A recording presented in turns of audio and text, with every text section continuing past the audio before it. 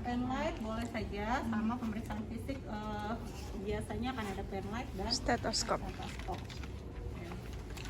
Nah, ini mengatur posisi nyaman. Jadi biasanya pasien jantung itu nyaman dengan posisi agak ditinggikan. Apalagi misalnya ada masalah di gagal jantung, biasanya kalau supine dia agak sesak gitu, ya. Nah, kemudian yang pertama inspeksi. Apa yang kita inspeksi spesifik untuk masalah jantung? Dari atas apa dulu nih?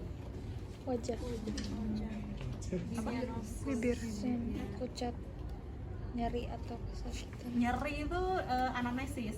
Oke, anamnesis tadi belum ya. Anamnesis apa aja yang kita anamnesis? Keluhan utama. Keluhan. Biasanya Sesak. keluhannya apa sih? Sesak, batuk, nyeri. Nyeri dada. Ya, nah nyeri dada pada jantung itu spesifik. Makanya kita harus tanya. Kalau misalnya pasien ada keluhan nyeri dada, kita harus tanya kapan onsetnya, kapan kejadiannya, gitu. Dan karena apa? Apakah misalnya saat beraktivitas, gitu. Kadang ada pasien kayak misalnya angina, itu dia akan istirahat, hilang ketika beristirahat. Nah itu bisa kita tanyakan, Pak biasanya nyerinya kapan kejadiannya, biasanya ngilanginnya gimana, ya, atau sudah konsumsi obat-obat apa nggak sebelumnya, gitu, itu bisa kita tanyakan, ya, dan kapan kejadian nyerinya. Jadi nyeri dada, sesak ada atau tidak. Kemudian apa lagi? Sejak kapan kok? Itu masih nyeri ya? Riwayat penyakit. Riwayat penyakit. Nah kalau riwayat penyakit mungkin nanti kita konfirmasi dengan tensi, tapi bisa juga kita tanyakan ada nggak riwayat darah tinggi sebelumnya, atau penyakit lain misalnya DM, CKD, karena DM itu biasanya kaitannya dengan hipertensi juga nantinya.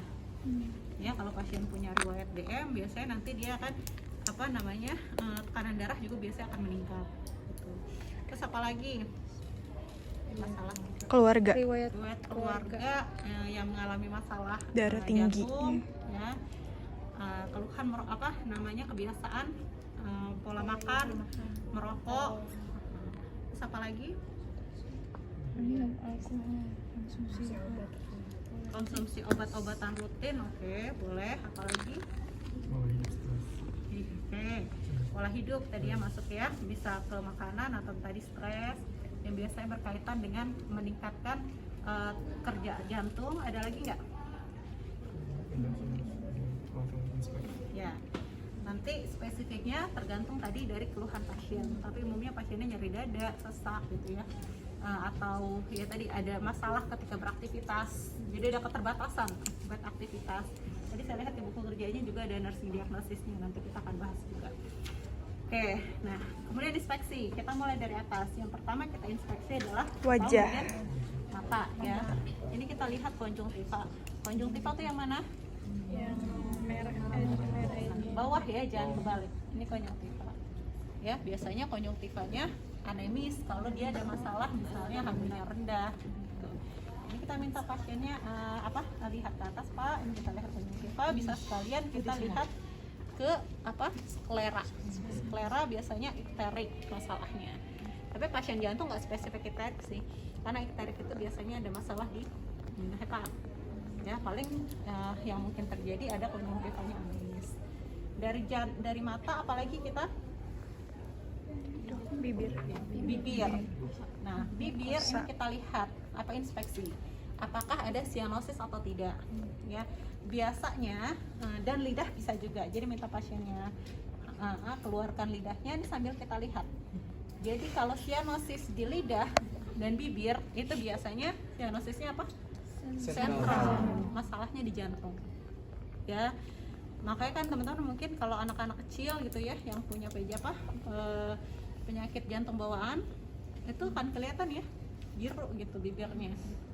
Nah, ini bisa kita lihat sianosis sentral itu kalau ada sianosis di bibir dan lidah. Mata, bibir, lidah, mana lagi? Tangan apa yang kita spesifiknya yang kita lihat? Clubbing finger. Clubbing finger. Ini masih normal ya. Nanti lihat gambarnya. Clubbing finger itu kayak gendut-gendut. Ya, ini menandakan sianosis lama atau hipoxia yang terjadi lama. Ya, atau kita bisa minta pasiennya begini. Kalau dia nggak normalnya kita akan rapat ya. ya, antara jari-jari kuku ini rapat. Tapi kalau clubbing finger dia akan ada kayak gini, karena dia kan bentuknya apa, cembung. Ya, ini juga spesifik pada pasien-pasien masalah jantung karena cyanosis. Terus apalagi kalau masih di jari? Apa? Splinter hemorrhagi. Apa? Splinter hemorrhagi ada tanda-tanda. Oh, oke. Boleh itu juga bisa. Atau yang sering adalah CRT. Capillary refill time. Normal kurang dari 2 detik. Ya, jadi kalau dia memanjang berarti ada masalah di perfusinya. Kalau biru itu cyanosis. Boleh kita lihat cyanosis juga di kuku-kukunya. Ya, kalau cyanosis biasanya kita akan lihat secara inspeksi. Kalau CRT ini harus kita pencet dulu. Gitu, kita tekan di ujung kukunya, kan? Dia akan putih ya. Nanti kita akan lepas. Kalau lebih dari 2 detik berarti dia malah ada mengalami masalah perfusi, atau di sekitar sini juga nggak apa-apa bisa. Pokoknya pucat biasanya kan saat kita tekan sini lebih enak sih. Pucat kalau baliknya lama lebih dari 2 detik ada masalah perfusi. Sama sekalian saat kita CRT ini bisa sekalian kita raba nih. Ada apa akralnya dingin atau tidak? Ya. Biasanya ya tadi masalah perfusi juga bisa menyebabkan akralnya dingin. Tapi sambil dilihat juga lingkungan sekitar, kadang-kadang masalah AC gitu ya, suhu itu juga bisa mempengaruhi. Oke, apalagi ini udah dari apa, mata, bibir, lidah, jari, mana lagi? Vena jugularis. Vena jugularis ini kita bisa minta pasiennya miring ke arah kiri. Nah, bentar ya, bawa pakai dalaman kan? Nah, sini. Nah, ini teman-teman bisa lihat ya. Ini vena jugularis eksternal. Ya, jadi sebenarnya bisa kita kita inspeksi di sini. Ada 2, boleh lurus lagi, pikiran lurus bukan. Nah ini ada detak biasa di sini ya. Ya, ini bisa kita observasi. Atau vena sebenarnya nggak terlalu bukan yang berdetak, tapi biasa ini terkait pengisian ya, pengisian filling venusnya. Miring lagi ke kiri. Nah, ini jugularis eksternal kelihatan. Ya. Pada pasien nanti yang mengalami masalah jantung biasanya akan ada distensi. Distensi itu pembesaran. Ya apa? Bukan bengkak sih istilahnya. Jadi nih nanti kita akan lihat di sini kan ada yang berdenyut nih. Nah ini vena jugularis interna. Interna itu nggak bisa kelihatan. Kalau eksternal kan kelihatan. Tapi yang kita lihat nanti saat pengukuran JVP itu adalah si jugularis interna, apakah ada undulasi, ada apa pembesaran ya, gitu.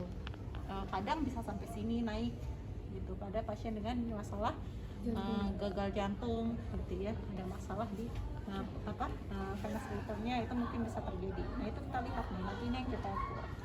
Ya ada distensi atau tidak pada pasien. Seperti itu. Nah, habis vena jugularis tadi sudah di leher, tangan, mana lagi? Ekstremitas bawah apa yang bisa kita amati? Edema. Karena biasa edema itu terjadi di bawah ya, paling jauh dari jantung. Dan kalau pasiennya sering berdiri gitu kan, dia akan mempengaruhi itu, di balik ke atasnya juga sulit sehingga banyak menumpuknya di bawah. Nah di bawah ini kita lihat ada pembengkakan atau tidak. Biasa kita evaluasi dengan melakukan pitting edema. Jadi ditekan. Nah, kalau misalnya dia nggak balik atau lama, berarti pitting edemanya positif. Nah nanti teman-teman bisa menilai berapa derajatnya. Ya, walaupun kadang bisa sampai ke atas edemanya gitu. Jadi bisa kita amati ya, mulai dari bawah, atas ada edema atau tidak. Kadang-kadang di tangan juga mungkin ada. Ini bisa kita kaji. Oke, ada lagi? Tapi kalau derajat edemanya berarti dilihat dari waktu dia baliknya bagaimana? Betul, sama kedalamannya. Ya. Oke, ada lagi saat inspeksi. Kayaknya udah ya. Oh, saya lupa. Di mata sebenarnya bisa ya kita lihat ada santelasma, ada apa namanya tuh yang mata tua tuh apa namanya, arcus senilis ya.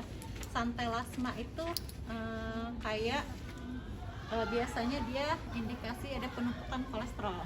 Jadi di sekitar daerah mata sini kayak ada Di luarnya putih itu mata. loh, Di luar mata. di kelopak biasanya kan kita lihat. Iya, kayak di Arcus. orang tua gitu. Kalau arcus senilis itu di kornea gitu, kayak ada abu-abu. Coba boleh di searching kalau mau lihat gambarnya biar kebayang. Apa namanya? Santelasma. Santelasma sama arcus.